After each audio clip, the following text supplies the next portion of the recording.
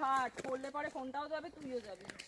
হাট ভাই করছে, চুলমুল ছড়িয়ে দিচ্ছে। এনি কন্টেন্ট ভাই, কিছু কন্টেন্ট দাও। This is nonsense.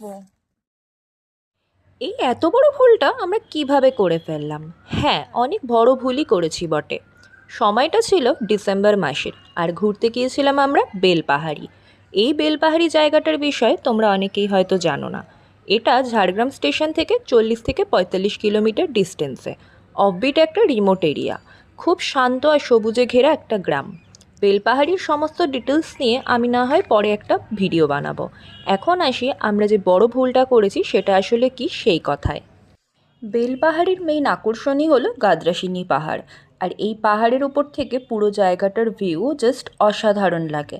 আর পাহাড়টা কিন্তু আমাদের হোটেল থেকে একদমই পায়ে হাঁটা পথ।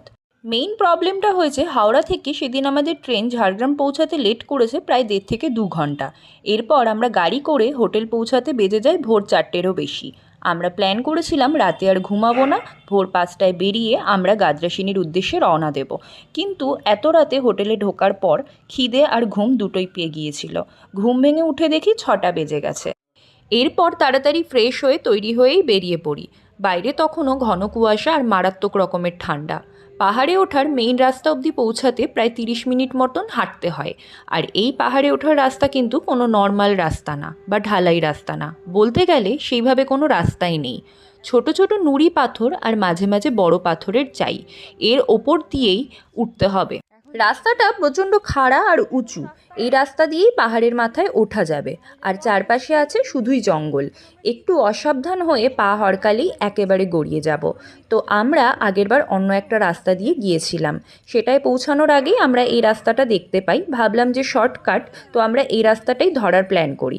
আর এটাই হচ্ছে আমাদের সবচেয়ে বড় ভুল, কারণ অনেক টানা হ্যাচড়া করে হাঁপাতে হাঁপাতে প্রায় 40 মিনিট ধরে উপরে উঠে ডিসেম্বরের এই ঠান্ডাতেও ঘেমে নিয়ে একাকার হয়ে গিয়ে একদম পাহাড়ের মাথায় পৌঁছানোর আগে দেখি একটা বিশাল বড় পাথর সামনে, সেটা টপকে ওই পারে যাওয়া কোনোভাবেই সম্ভব ছিল না।